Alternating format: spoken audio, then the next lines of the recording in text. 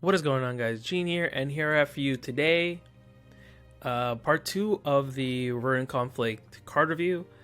First off, we're going to start out with the leader card that I forgot to mention last video. One of the cards we're getting is Eliza, Queen of the Forest. Same old card we all knew and love, 3 mana 1/3, and that is the art of the card and the art of the leader we're going to get if you pull her. Looks very nice. Hopefully I can get one. If not the end of the world. So let's start off with the actual card reveals as of September 11th. First off, we have a reprint Silent Laboratory. Just a very good Earth Sigil card. Just basically a 2 mana 2/2, but it gives you Earth Sigil on top of it. Just a good card. Next we have Ultimate Elemental Spirit. 7 mana 3/3 Runecraft Natural Legendary. Accelerate 1, return Allied Amulet to your hand, then deal 2 damage to enemy follower. If the return card is a Great Tree, you deal 3 instead. Has Ward, Fanfare if an Allied Amulet is in play, return Allied Amulet to your hand and deal 2 damage to all enemy followers. And return card is a Great Tree, deal 3 damage instead. So this card's very good in the, like I said, the Natura Runecraft decks. Being a nice spot removal, giving you extra ways to play more trees, and as well as if you do play it on 7 and you return Great Tree, it's basically 3 damage to all enemy followers, which is pretty good. Nice board clear, etc. etc. It's all ward, so it helps you survive. Just a good card in general. Next we have Thunder Raptor, 2 mana 2/2 Dragoncraft Natura follower. Fanfare, put a tree into your hand. If Overflow is active for you, put 2 instead. Great for the Shadow Corrosion decks. Putting multiple trees into your hand for just a 2/2. Corpse Dog, 1 mana 1/1 Silver Shadowcraft Natura follower. He's so cute. Has Rush, and whenever ally tree is destroyed, gain +2/+2. So this card can get very big if you just play trees. If you just play if you just destroy one tree, it's just a 1 mana 3/3 Rush. It's pretty good. Next we have Whirlwind Pteranodon. 3 mana 2/2 Silver Dragoncraft Natura follower. Fanfare, if there's an allied Great Tree in play, randomly destroy 1 and gain empty play point orb. Last words, if there's no Great Tree in play, summon a Great Tree. Great way to ramp since we're losing some ramp pieces. Also just very synergistic with the Natura game plan. Next we have Phoenix Howl, Dragoncraft 5 mana gold spell. You summon a Star Phoenix, then you deal 2 damage to all enemy followers. Star Phoenix, if I remember correctly, is the 3 mana 2/2 with Rush from, I think, Starforge Legends. It has last words. Whenever you cast the next non-follower card, you get to add a copy of Star Phoenix to your hand. So you just keep getting that repeated value of Star Phoenix. And deal 2 damage on 5 mana is also not bad.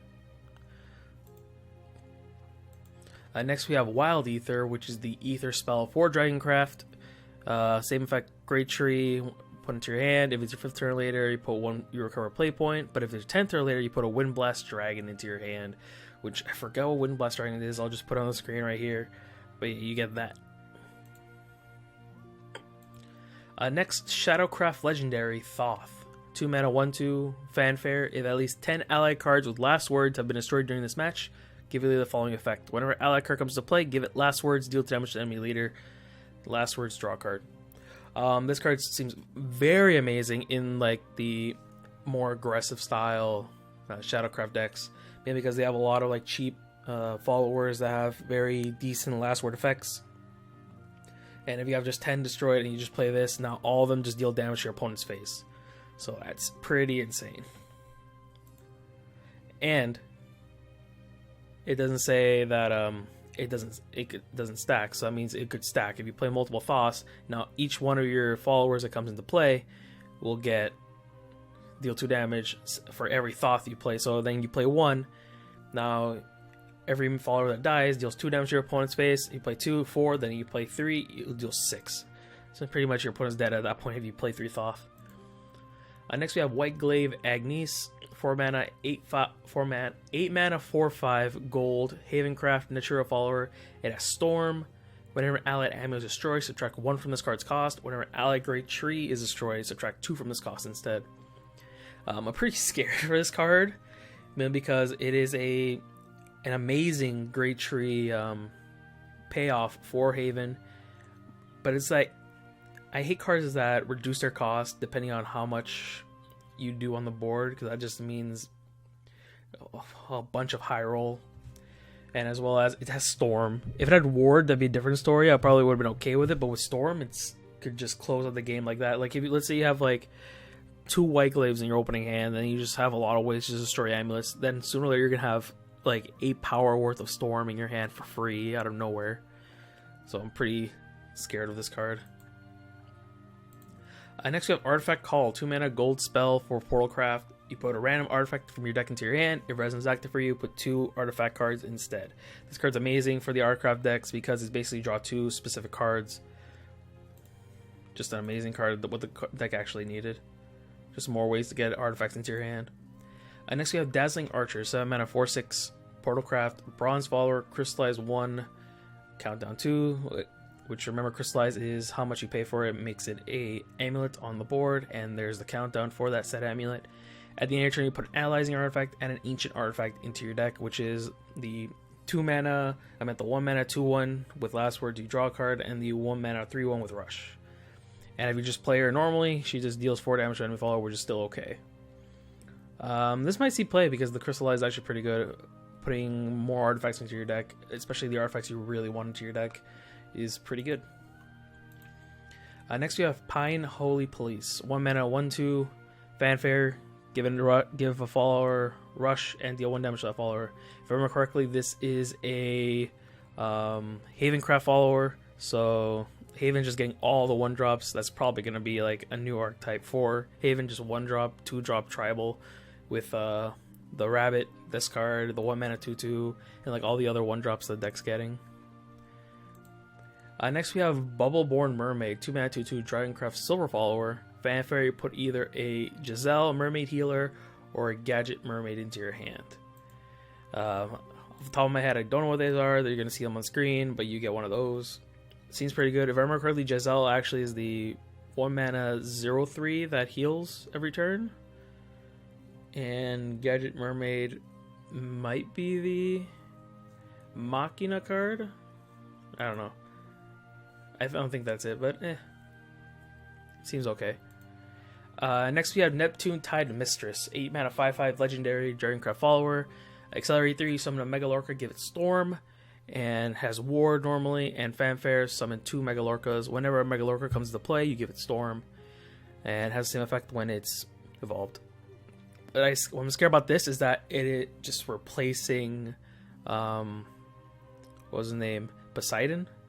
Because now you could, on 10 mana, you could play this, get 2 Megalorcas, and then you could play Masamune, and they could still do the same thing that he's always done. But this time, instead of having 2 1/3s with Ward, you have a 5/5 with Ward, and 2 2/2s that could swing face because they have Storm.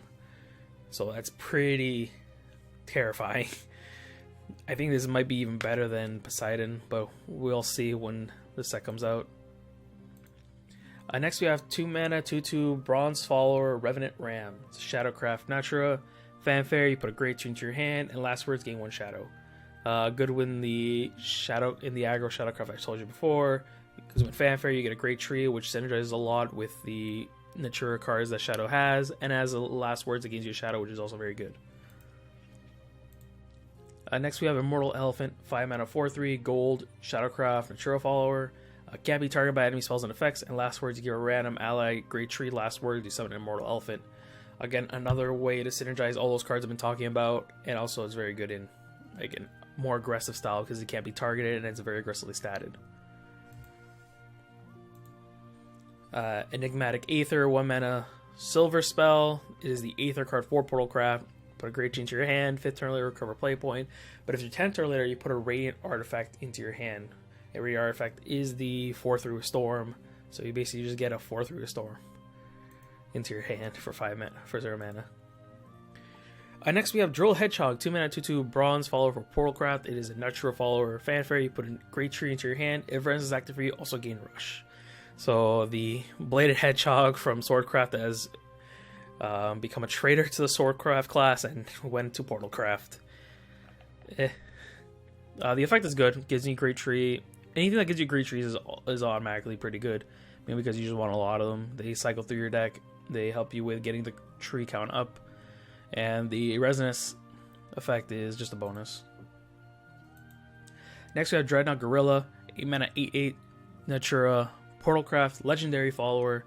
Fanfare, if Resonance is active for you, or if an ally Great Tree is in play, you gain Storm. I don't know what's with side games and just giving everything Storm, but yeah, this card seems insane, because if you just have one Great Tree, it's 8 mana 8 Storm face. Or if you don't have a Great Tree, just Resonance is active for you, which is also very easy to do. Next we have Cradle of Dark Divinity, 7 mana 4/5 legendary Natura Bloodcraft follower. Fanfare, restore 2 defense to your leader, and if a Great Tree is in play, gain the ability to evolve for 0 evolution points.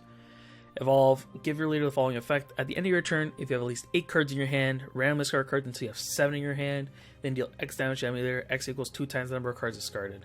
At the start of your turn, draw a card. Card seems bonkers if you could play him out, because creating a Great Tree on play by turn 7, not hard at all. Or if you just have an extra evolution point lying around. But his effect is literally just telling you, draw an extra card every turn, which is by itself just already good. But if you have up to 9 cards and you just discard 2 and you just deal 4 to your opponent's face. It also rewards you for drawing a bunch of cards as well. This card I like. And I would love to build a deck around him. Next we have Lonesome Spectre, 5 mana 5/4 Shadowcraft Bronze follower. Last words, give you the following effect. At the end of your opponent's turn, summon 2 ghosts and remove this effect. It's alright. Again, another very aggressive card. Saintly Squeaks, 2 mana 2/2 bronze. Havencraft Natura follower. Fanfare, put a Great Tree into your hand. If at least 2 ally Amulets are in play, gain Storm. Again, what's with the Storm side games? What's with the Storm? Again, like I said, it's a very good card, gets a Great Tree, but why the Storm part? Next we have Dullmeister, 2 mana 2/2 bronze Portalcraft follower. Fanfare in hand 6. Put a puppet to your hand and give it Bane. I don't think that's worth it per se, because just giving a puppet Bane in hand is like okay. Seems like the weakest card I've seen so far. Even though, to be fair, giving a puppet Bane in your hand is actually very good, but just for 6 mana is a little too much. Next we have Shiva, 6 mana 5/6 legendary neutral follower. Has Ward, Fanfare, give your leader the following effect. At the end of your 6th, 9th, and 12th turn, restore 2 defense to your leader. At the end of your 7th, 10th, and 13th turn, give +1/+1 to all ally followers. At the end of your 8th, 11th, and 14th turn, deal 4 damage to the enemy leader. Now this card, I feel like it could be a staple on a bunch of decks. Maybe because it is just generic, doesn't really do anything, but you play on 6, you start gaining life every 3 turns, and then the turn after, you start buffing your team every 3 turns, and then after that, you start dealing damage to your opponent every 3 turns. Just means very good. Also, his art looks like it's from JoJo's Bizarre Adventure, which it also makes me pretty excited. I don't think he's like very overpowered, but he's probably on the same level as like Jerabane or Jerry, whatever you call him. We'll see when he comes out. Next we have Elven Sentry, 6 mana 4/4 Forcecraft follower. Rush, Fanfare, gain +1/+1 for each fairy in your hand. Just a good way to control the board. Also rewards you for having a lot of fairies in your hand. Because having just like, you got 2 fairies in your hand, a 6 mana 6/6 with Rush, just pretty good. Next we have Blossom Spirit, 2 mana 1/3 silver Natura Forcecraft follower. At the end of your turn, if there's an allied Great Tree in play, summon a fairy, and whenever ally fairy comes into play, give it +1/+1. This card is insane in Forest because all your fairies usually come in with a 1/1. Having them come in as 2/2s, so just a 1 mana 2/2 just by this, who's already a decently statted card, is just pretty good. And if you have a Great Tree in play, which easily you can get, every turn you're just getting a 2/2 at the end of turn, which is pretty good. A Chemical Confectioner, neutral, 3 mana 1/2 silver follower, or bronze follower. Fanfare randomly put 2 different Natura cards from your deck into your hand. Seems pretty good. Draws you 2 cards for 3 mana, has a 1/2. Alright. Next we have a Depth Thief, 3 mana 3/3 bronze Swordcraft officer. Fanfare, choose either put a Gilded Boots or a Gilded Necklace into your hand. This card seems pretty good for those type of decks because Gilded Boots and Gilded Necklace, in my opinion, are probably some of the better ones. Gilded Boots is the one that gives you give one of your followers Rush, and Gilded Necklace is the one to give it +1/+1. Yeah. Probably work very well with Alwita. Next we have Tempered Aether, which is the Swordcraft Aether card. Same effects, but if it's your 10th turn later, give +1/+1 to all ally followers. So if your 10th turn later, you just start buffing your team with Tempered Aethers. It's pretty good. Yuna, Vampire Seeker, 4 mana 4/4 Bloodcraft Silver Follower. Fanfare, draw until there are 5 cards in your hand. Pretty insane, because if you... Again, you go play a aggro style Bloodcraft deck, and then you just empty out your hand, and then you play Yuna, and then you just randomly just draw like 4 cards. Just very good card advantage. Next we have Yuzuki, Righteous Demon, 7 mana 4/4 Bloodcraft Legendary Follower. Accelerate 2, destroy an enemy follower with 4 defense or less. Deal 2 damage to your leader.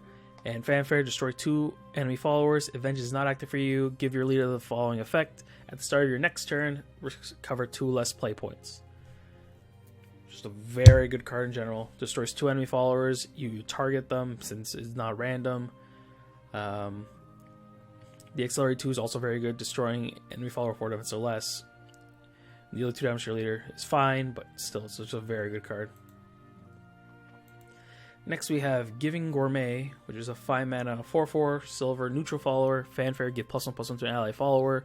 If there are any nature cards in your hand, give +2/+2 instead.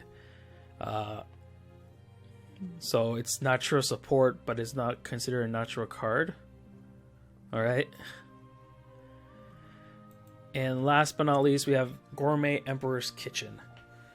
Neutral 3 mana gold spell. Deal 5 damage to any follower, which by itself is also it's pretty good right now.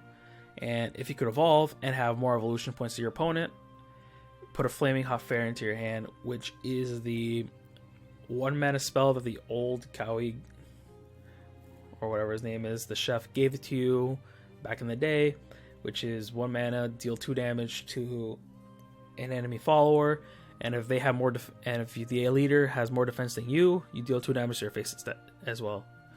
So that's pretty good. And that's pretty much it for the Verdant Conflict card review part 2. So tell me what you guys think in the comments down below. Which cards have you liked from this review? Which cards do you don't like? What cards you want to see in decks? I'm pretty excited for a lot of the Shadowcraft cards. Shiva, I'm pretty interested in.